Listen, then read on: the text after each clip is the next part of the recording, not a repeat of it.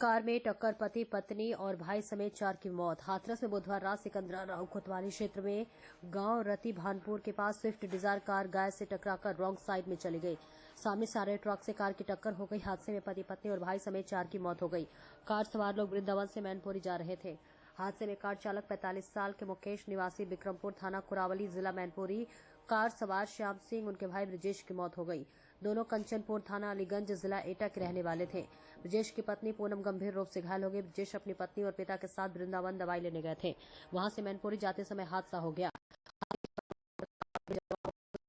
इस मौके पर पहुंचे और चारों को सामुदायिक स्वास्थ्य केंद्र भेजा, जहां पर ब्रजेश, श्याम सिंह और मुकेश को मृत घोषित कर दिया गया। पुलिस ने तीनों की डेड बॉडी को पोस्टमार्टम के लिए घायल महिला को उपचार के लिए अलीगढ़ रेफर किया गया है।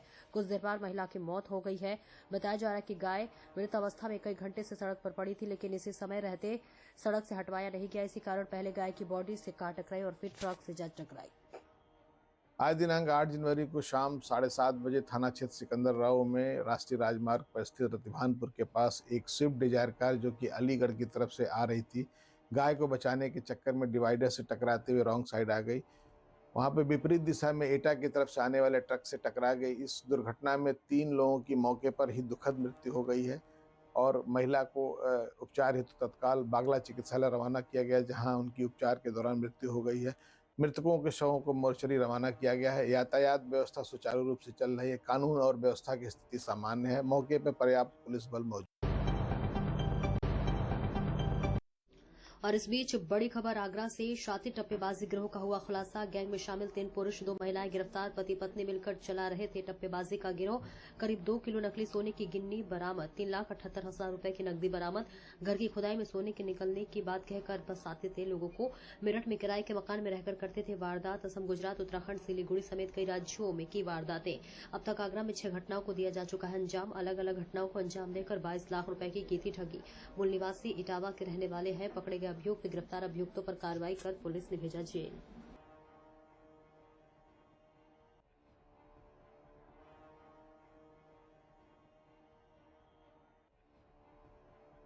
टप्पेबाजी गैंग का पर्दाफाश हुआ है। कितने लोग गिरफ्तार हुए हैं, किस तरीके से ये वारदात को अंजाम देते थे? देखिए, अभी 5 लोगों की गिरफ्तारी हुई है, जिसमें 3 पुरुष व 2 महिलाएं हैं। और इनका जो मोडस ऑपरेंडी है वो इस तरीके से है कि ये भोले भाले लोगों को पहले बातों में उलझाते थे, तो उन्हें लालच देते थे कि खुदाई में सोने या चांदी के कुछ जेवरात इन्हें बरामद हुए हैं, जिसे बहुत ही कम दाम में बेचना चाहते हैं। उसी के लालच में आकर कई बार लोग इनकी बातों में आ जाते थे और फिर इनसे पैसे लेकर ये लोग ठगी करते थे। ऐसे ही एक मुकदमा दिसंबर माह में थाना हरिपर्वत क्षेत्र में पंजीकृत हुआ, जिसमें टीम ने लगातार इन लोगों पर इनके जानकारी एकत्रित करने की कोशिश की। उसी क्रम में इन लोगों की गिरफ्तारी हुई है। पूछताछ में इन लोगों ने बताया है कि देश के अलग अलग राज्यों में जाकर भोले भाले लोगों के साथ में इनके द्वारा ऐसी घटना कारित की गई है। इनके पास से मोबाइल फोन, जिसके माध्यम से लोगों से बात करते थे, वह सोना, नकली सोना या चांदी की जो जेवरात, जिसे ये लोगों को दिखाकर उनके साथ में ये घटना को कारित करते थे, वो भी बरामद की गई है। साथ ही साथ इनमें एक व्यक्ति गिरफ्तार हुआ है, सूरज, जिसका काम था कि वह दूसरों की आईडी पर सिम लेकर इन लोगों को उपलब्ध कराता था, जिसके माध्यम से ये अपराध कारित करते थे। अपराध कारित करने के बाद ये सिम को भी फेंक देते थे, जिसकी वजह से इनकी ट्रैकिंग काफी मुश्किल हो जाती है। इनका तरीका क्या था, किस प्रकार से करते थे और कितनी घटनाएं अभी तक कारित कर चुके हैं?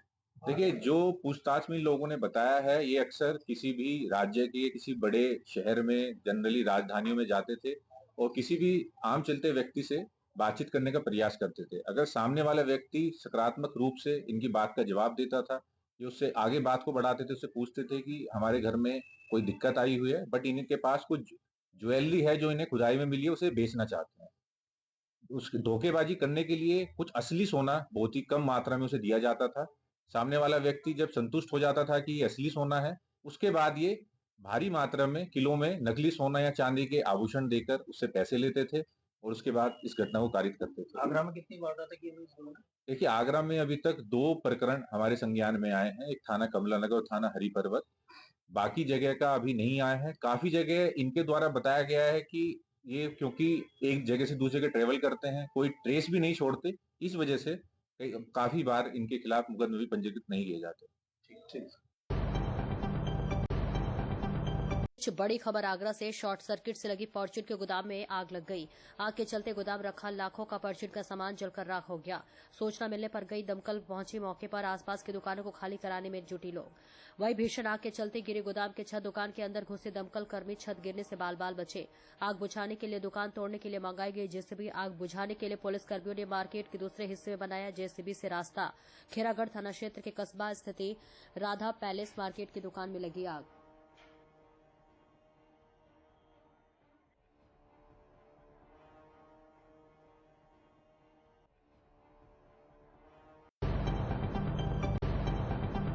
जितमल तहसील क्षेत्र अंतर्गत NH 19 पूठा मुरादगंज के पास हाईवे को क्रॉस कर रहे बम्बे पूठा माइनर पर अवैध रूप से पुलिया निर्माण किया जा रहा था। प्राप्त जानकारी के अनुसार मनीष कुमार पुत्र प्रभु दयाल निवासी पूठा मुरादगंज जितमल बिना मानक के अवैध पुलिया बना रहे हैं। पुलिया में हाईवे से वेस्ट मटेरियल लगाया गया है। पुलिया निर्माण के पास खेत मालिक श्यामजी पोरवाल ने 1076 पर शिकायत कर उच्च अधिकारियों को जानकारी दी है। इस संबंध में जेई अनिरुद्ध कुमार से बात हुई तो उन्होंने बताया कि बिना एनओसी के पुलिया निर्माण किया जा रहा है। जानकारी प्राप्त हुई, आवश्यक कार्रवाई की जाएगी। मीडिया ने एई अनुराग गौतम से जानकारी ली है तो उन्होंने बताया कि प्राप्त जानकारी के अनुसार किसी भी प्रकार का अतिक्रमण बर्दाश्त नहीं किया जाएगा। पुलिया अतिक्रमण को हटानी होगी और विभागीय नोटिस देकर शीघ्र ही मुकदमा की कार्रवाई सुनिश्चित की जा रही है।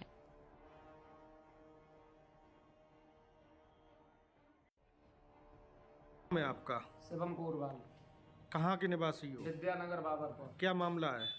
सर मामला ये है, हमारा खेत पड़ता है ग्राम पूठा जी, ऑन हाईवे पे है जी। तो वहाँ एक पुलिया पहले ही से बनी हुई है हाईवे पर और दूसरी पुलिया और बना रहे हैं।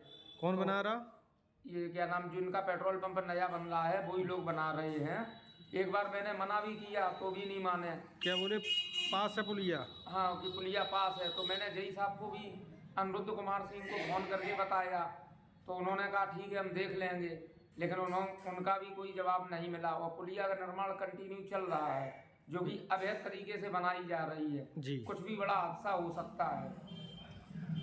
इसकी शिकायत आपने जेई साहब को की? हमने इसकी शिकायत जेई साहब को भी की और 1076 पे कॉल भी की जी। लेकिन अब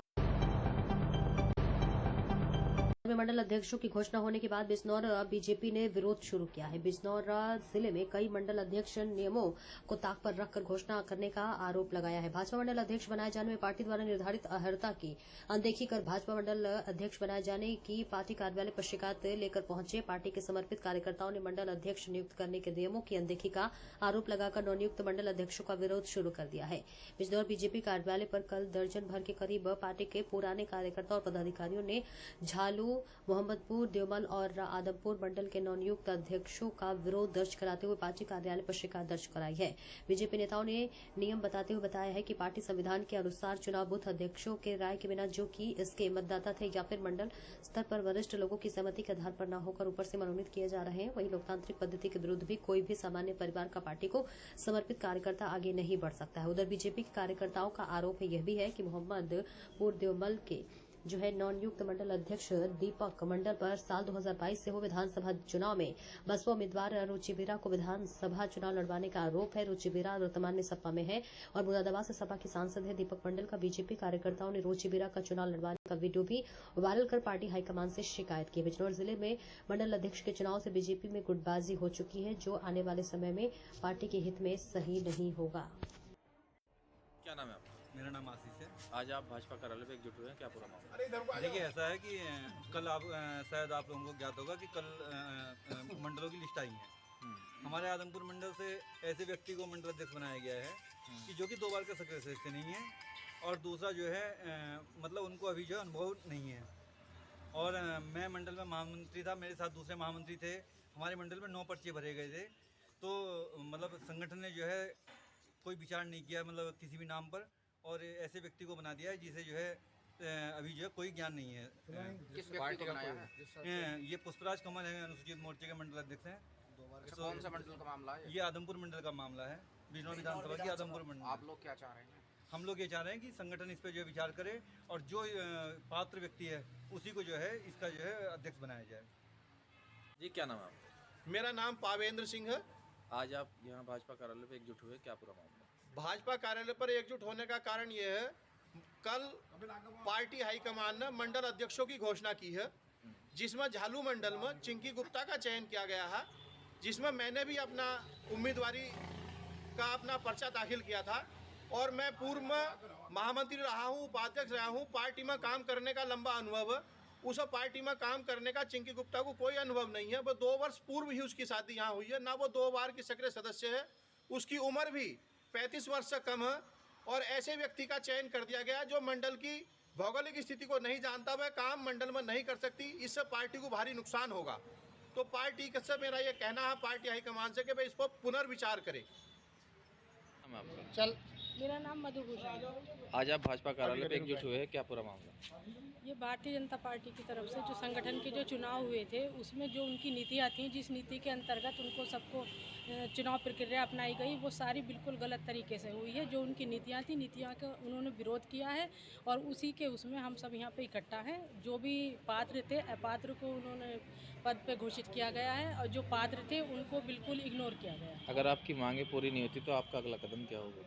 अगर हमारी मांगें पूरी नहीं होंगी, जिस तरह से हमने अपनी मेहनत से इस पार्टी के लिए काम किया है और हम अब तक करते आ रहे हैं, तो फिर हम आगे अपना विरोध बराबर रखेंगे जब तक कि नीतियों से काम ना हो। जो पार्टी ने, संगठन ने जो नीतियाँ बनाई हैं उसके हिसाब से, और फिर नहीं तो हम अपना धरना प्रदर्शन आगे जा रहे हैं। मैं चूँकि एक एससी महिला हूँ और मैं इस मंडल में मंत्री पद पे हूँ और अकेली एससी महिला हूँ, और एससी महिला के लिए विशेष छूट संगठन ने दी थी, लेकिन उसके बाद भी जब मैंने पर्चा भरा तो वो मुझे इग्नोर कर दिया गया।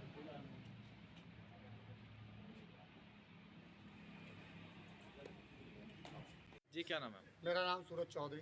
आज आप भाजपा कार्यालय आज भाजपा कार्यालय पर हम इस विषय से आए हैं कि भाई बिल्कुल कार्यकर्ताओं का उत्पीड़न हो रहा है, और जो व्यक्ति सुबह के समय में पर्चा उसका 4 बजे शाम के टाइम कैंसिल हो गया था, क्योंकि वो दूसरी पार्टी की गतिविधियों के बारे में और उसके साथ रहता उनका प्रचार भी करता रुचि वीरा जी का, और अब उसे शाम को 5 बजे पर्चा उसका भरवा लिया गया पार्टी का शोषण करते हुए।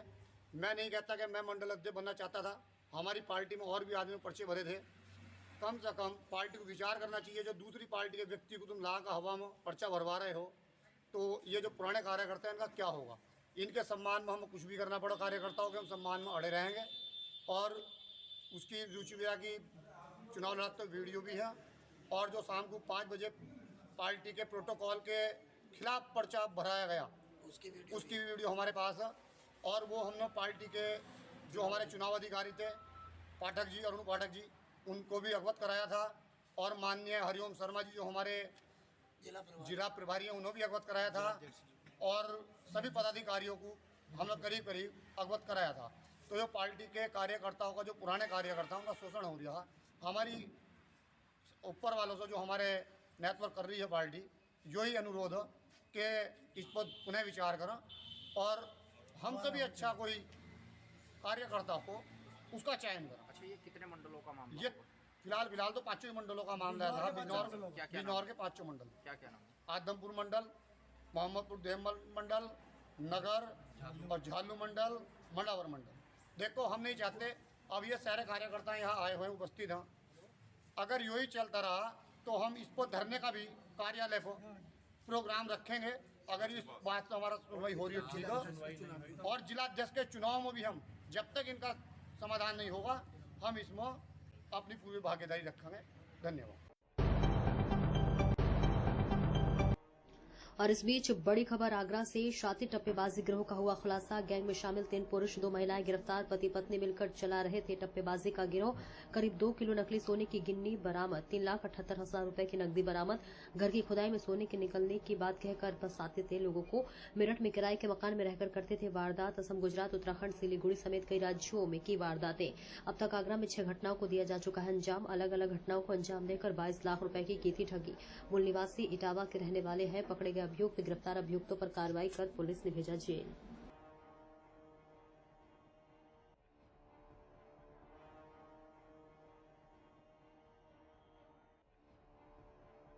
टप्पेबाजी गैंग का पर्दाफाश हुआ है, कितने लोग गिरफ्तार हुए हैं, किस तरीके से ये वारदात को अंजाम देते?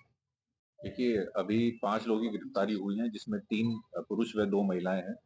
और इनका जो मोडस ऑपरेंडी है वो इस तरीके से है कि ये भोले भाले लोगों को पहले बातों में उलझाते थे, तो उन्हें लालच देते थे कि खुदाई में सोने या चांदी के कुछ जेवरात इन्हें बरामद हुए हैं जिसे बहुत ही कम दाम में बेचना चाहते हैं।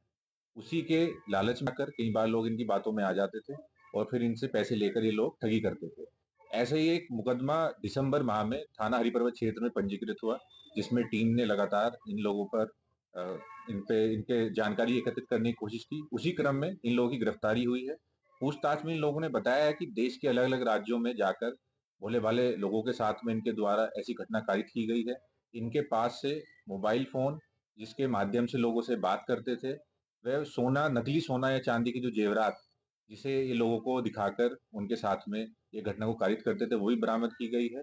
साथ ही साथ इनमें एक व्यक्ति गिरफ्तार हुआ है, सूरज, जिसका काम था कि वह दूसरों की आईडी पर सिम लेकर इन लोगों को उपलब्ध कराता था, जिसके माध्यम से ये अपराध कारित करते थे। अपराध कारित करने के बाद ये सिम को भी फेंक देते थे, जिसकी वजह से इनकी ट्रैकिंग काफी मुश्किल हो जाती है। उनका तरीका क्या था, किस प्रकार से करते थे और कितनी घटनाएं अभी तक कारित कर चुके हैं? देखिए, जो पूछताछ में इन लोगों ने बताया है, ये अक्सर किसी भी राज्य के किसी बड़े शहर में, जनरली राजधानियों में जाते थे और किसी भी आम चलते व्यक्ति से बातचीत करने का प्रयास करते थे। अगर सामने वाला व्यक्ति सकारात्मक रूप से इनकी बात का जवाब देता था, ये उससे आगे बात को बढ़ाते थे, उससे पूछते थे कि हमारे घर में कोई दिक्कत आई हुई है, बट इनके पास कुछ ज्वेलरी है जो इन्हें खुदाई में मिली है, उसे बेचना चाहते हैं। उसकी धोखेबाजी करने के लिए कुछ असली सोना बहुत ही कम मात्रा में उसे दिया जाता था। सामने वाला व्यक्ति जब संतुष्ट हो जाता था कि ये असली सोना है, उसके बाद ये भारी मात्रा में किलो में नकली सोना या चांदी के आभूषण देकर उससे पैसे लेते थे और उसके बाद इस घटना को कारित करते थे। आगरा में कितनी वारदातें की हुई इस लोगों ने? देखिए, आगरा में अभी तक 2 प्रकरण हमारे संज्ञान में आए हैं, एक थाना कमला नगर और थाना हरिपर्वत। बाकी जगह का अभी नहीं आया है। काफी जगह इनके द्वारा बताया गया है कि ये क्योंकि एक जगह से दूसरी जगह ट्रेवल करते हैं, कोई ट्रेस भी नहीं छोड़ते, इस वजह से काफी बार इनके खिलाफ मुकदमे भी पंजीकृत